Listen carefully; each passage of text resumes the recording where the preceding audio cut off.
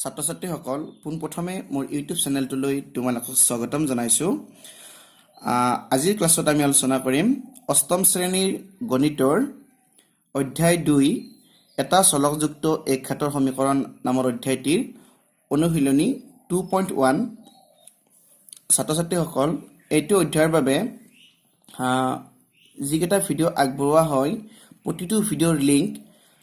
প্ৰতিটো ভিডিঅ'ৰ ডেছক্ৰিপশ্যন বক্সত তোমালোকে পাবা, নতুবা প্লেলিষ্টৰ জৰিয়তে প্ৰতিটো ভিডিঅ' চাব পাৰিবা।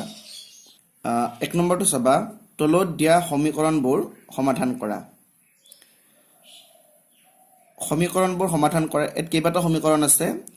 তাৰমানে সমাধান কৰা মানে ইয়াতে আমি এক্সৰ মান উলিয়াব লাগিব, অৰ্থাৎ চলক এতে ইয়াত আছে এক্স চলক, আমি ইয়াৰ পৰা এক্সৰ মান উলিয়াব লাগিব। ইয়াত আছে ৱাই, আমি ৱাইৰ মান উলিয়াব লাগিব। ইয়াৰ পৰা এক্স, ইয়াৰ পৰাও এক্স, ইয়াৰ পৰা ৱাই, ঠিক তেনেদৰে ইয়াৰ পৰা এক্স,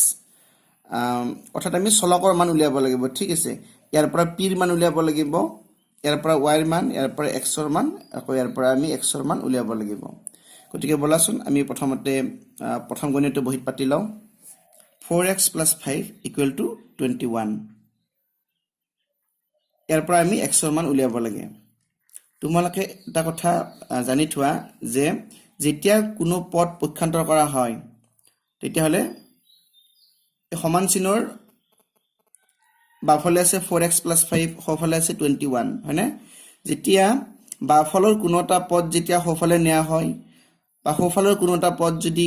বাওঁফালে অনা হয় তেতিয়াহ'লে যোগ বিয়োগৰ ক্ষেত্ৰত চিনটো ওলোটা হৈ যায়। ধৰা এইপিনে যদি প্লাছ থাকে, এইপিনে কি হয়, যদি আমি প্লাছটো এইপিনে লৈ যাওঁ তেতিয়াহ'লে এটা মাইনাছ হ'ব। ঠিক আছে, প্লাছটো মাইনাছ হৈ যায়, আকৌ মাইনাছটো আকৌ প্লাছ হৈ যায় যদি এইপিনৰ পৰা আমি এইপিনে লৈ আহোঁ, বা মাইনাছটো এইপিনে আছে যদি আমি সমান চিহ্ন সোঁফালে লৈ যাওঁ তেতিয়াহ'লে প্লাছ হ'ব, অৰ্থাৎ চিনটো উল্টি যায়। ঠিক আছে,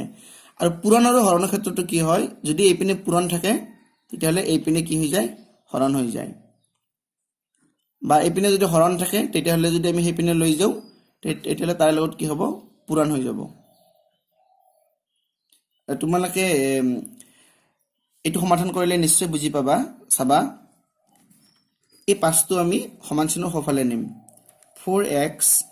এই 4xটো আমি লিখিলোঁ = 21। এটা আছে +5 আছিলে, সমান চিহ্নৰ সোঁফালে আহিলে -5 হ'ব। দিছ ইমপ্লাইজ আমি কি লিখিব পাৰোঁ, 4x = 21ৰ পৰা 5 গ'লে কিমান, 16। এতিয়া চোৱা, এইটো 4x, তাৰমানে 4ৰ লগত x পূৰণ হৈ আছে। ইয়াত যিটো পূৰণ হৈ আছিলে সেইপিনে গ'লে 4ৰে 16 হৰণ কৰিব লাগিব। x = কি হ'ব, 16/4। 4টো যিহেতু xৰ লগত পূৰণ হৈ আছিলে এইপিনে গ'লে কি হ'ব, তলত যাব, অৰ্থাৎ 4ৰে হৰণ কৰিব লাগিব। চিম্পলাইজ x = আমি কি লিখিব পাৰোঁ, 4ৰে 16 হৰণ কৰিলে কেইবাৰ যাব, 4 বাৰ, 4 4 × 16, এইটো হ'ব আনচাৰ, এক্সৰ মান। 2 নম্বৰটো চোৱা, 17y - 3 = 48. This implies 17y = 48. এইটো মাইনাছ আছে নহয়, এইটো আমি সোঁফালে আনিম, +3 হৈ যাব। This implies 17y = 48 আৰু 3 যোগ কৰিলে কিমান হ'ব, 51. This implies y = আমি কিমান লিখিব পাৰিম, y = 51/17টো এইপিনে আহিলে এটা তলত যাব, অৰ্থাৎ হৰণ কৰিব লাগিব 17ৰে। This implies y = কেইবাৰ যাব, 17ৰে যদি আমি 51ক যদি হৰণ কৰোঁ 3 বাৰ যাব, কাৰণ চাবা 3 7 × 21, 7ত থাকিল 2, 3 × 3, 3 × 2 5, হয়নে? গতিকে y = 3, এইটো আমি পালোঁ, এইটো হ'ব আনচাৰ। 3 নম্বৰটো চাবা,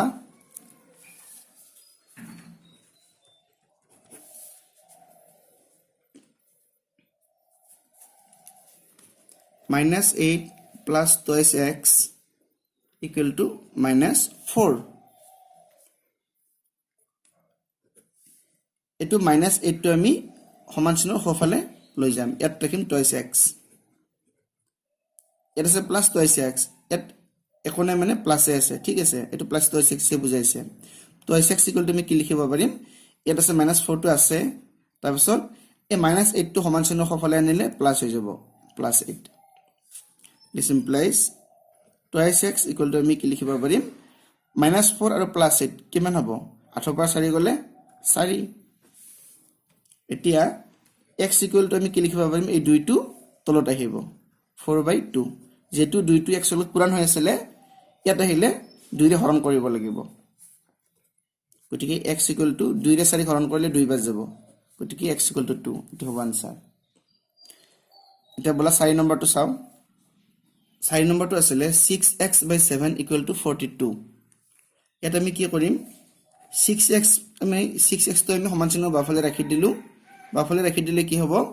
7ৰে 6xক হৰণ হৈ আছিলে হয়নে, কিন্তু 7টো যেতিয়া আমি সমান চিহ্ন সোঁফালে লৈ যাম তেতিয়াহ'লে 42ৰ লগত পূৰণ হৈ যাব,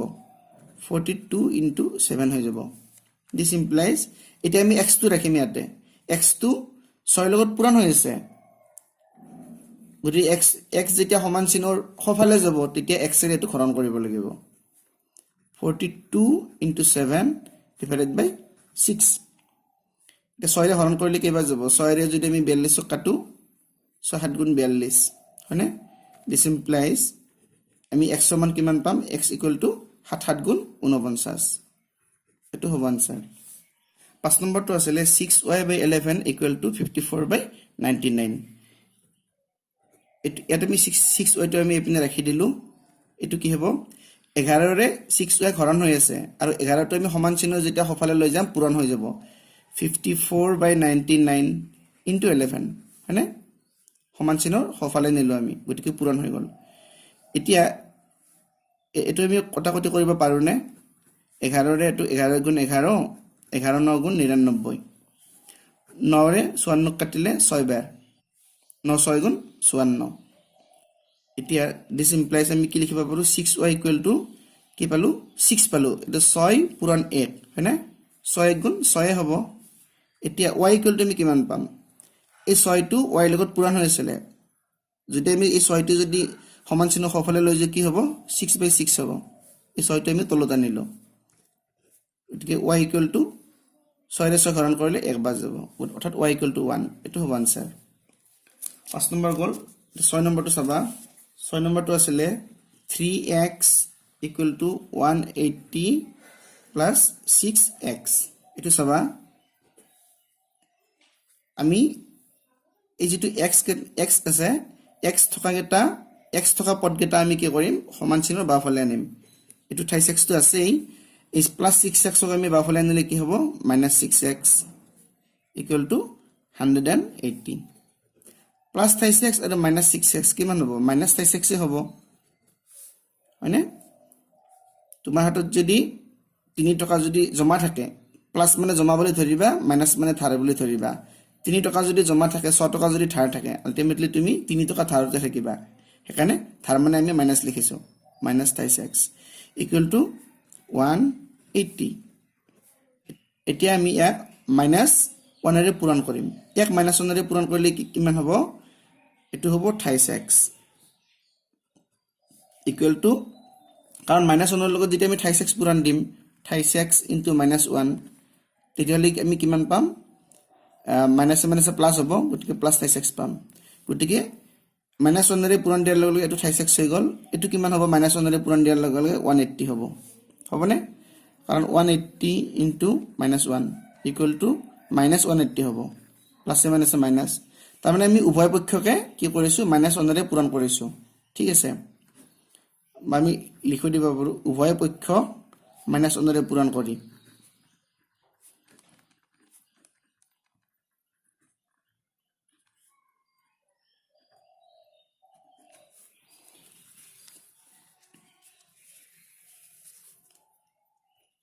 এতিয়া আমি x ইকুৱেল টু কিমান লিখিব পাৰিম, ওপৰত থাকিল -180 আৰু তলত থাকিল 3, এতিয়া 3ৰে 18ক কাটিলে 6 বাজ যাব, 3 × 6 = 18 আৰু এটা 0, 60 হ'ল, তাকে দিছ ইমপ্লাইজ x ইকুৱেল টু 60 আৰু এটা মাইনাছ আছে, গতিকে -60 হ'ব, এইটো হ'ব answer 2x plus 3 equal to x plus 4 this implies আমি কি লিখিব পাৰো 2x এটো x তো আমি সমান চিহ্ন বাফলে আনিলো ঠিক আছে 2x minus x এটো বাফলে আনিলে মাইনাস হ'ব equal to 4 এটো plus 3 আছে সমান চিহ্ন বাফলে সফালে আনিলে minus 3 হ'ব 2x ৰ পৰা x গলে কি হ'ব x হ'ব equal to 4 পৰা 3 গলে 1 হ'ব গতি x equal to 1 এটো হ'ব সমাধান 8 নম্বৰটো চাবা 2 minus 5x equal to 3x minus 9 this implies ইয়াতো জিগাতাত x আছে তুমি বাফালে আনা এট minus 5x এটো আসলে 36 আসলে এটো এর আগত প্লাস আছে গতিকে আমি এপিনে বাফালে আনিলে মাইনাস হ'ব minus 3x equal to এটা আছে minus 9 আছে এটা plus 2 আছে এপিনে আহিলে হফালে আহিলে minus 2 হ'ব গতিকে টু কিমান হল minus 5x আৰু minus 36 তো টোটাল কিমান হ'ব minus 8x হ'ব তোমাৰ হাতত যদি 5 টকা ধাৰ থাকে আকৌ যদি 3 টকা ধাৰ থাকে তেতিয়া হলে 8 টকা ধাৰ হ'ব হয়নে minus 8x equal to minus 9 আৰু minus 2 minus 11 হ'ব এতিয়া তুমি উভয় পক্ষকে minus 1 ৰে পূৰণ কৰা এটুক minus 1 ৰে পূৰণ কৰিলে আগতো যেনেকৈ কৰিছিলো এটুক minus 1 ৰে পূৰণ কৰিলে হ'ব 8x আৰু এটুকো minus 1 ৰে পূৰণ কৰিলে হ'ব 11 এতিয়া x equal to আমি কি লিখিব পাৰো 11/8 অৰ্থাৎ 8 টো তলত যাব এটো হ'ব আনসাৰ 9 নম্বৰটো চাবা 5p minus 3 equal to 3p plus 2 প্ৰথমতে আমি কি কৰিম এইকেইটা আমি ভাঙি লম পাছৰে একবাৰ পিক পূৰণ কৰিম পাছৰে একবাৰ 3 পূৰণ কৰিম এটো ঠিক 3 ৰে পিক পূৰণ কৰিম 3 ৰে 2 পূৰণ কৰিম পাছৰে পিক পূৰণ কৰিলে কিমান হ'ব 5p মাইনাস আছে মাইনাস পাছৰে 3 পূৰণ কৰিলে 5 3 গুণ 15 বাফলেখিনি হৈ গল এটা সফলখিনি তেনেকৈ কৰা 3 ৰে পিক পূৰণ কৰিলে 3p আৰু যোগ 3 ৰে 2 পূৰণ কৰিলে 3 গুণ 6 ভাঙি ললো ঠিক আছে এতিয়া যিকেইটা p এটা p থকা বিলাক বাফলে না 5p এটো p আছে 3p এটো বাফলে আনিলে -3p হ'ব এটা আছে 6 যেটো -15 আছে সফলে আহিলে +15 এটা 5p পৰা 3p গলে কিমান হ'ব 2p equal to 6 আৰু 15 যোগ কৰিলে কিমান হ'ব 21 this implies p equal to এটা আমি 2 ৰে 21 হৰণ কৰিব লাগিব ইয়াত যেটো 2 টো p ৰ পূৰণ হৈছে সমান চিহ্নৰ সফলে আহিলে 2 ৰে 21 হৰণ কৰিব লাগিব গতিকে 21/2 এটো হ'ব আনসাৰ 10 নম্বৰটো চাবা 3/4y equal to -9 ইয়াত 4y ৰে 3 হৰণ হৈ আছে হয়নে যেতিয়া 4y টো আমি সমান চিহ্ন সফলে লৈ যাম তেতিয়া -9 ৰ লগত পূৰণ হৈ যাব চাবা 3 equal to আমি কি লিখিব পাৰো -9 into 4y পাৰোনে এটো সফলে গলে এৰ লগত পূৰণ হৈ যাব এটা সোয়া 3 equal to আমি কি লিখিব পাৰো 4 9 গুণ 36 এতিয়া মাইনাস হ'ব যেটো মাইনাস আছে -36y এতিয়া আমি কি কৰিম যেটো আমাক y ৰ মান লাগে গতিকে আমি এটো বাফলে আনিম ইয়াত আছে -36y আছে মাইনাস আছে বাফলে আহিলে প্লাস হ'ব গতিকে 36y equal to ইয়াত যেটো 3 প্লাস আছে +3 সমান চিহ্ন সফলে গলে এটো হ'ব -3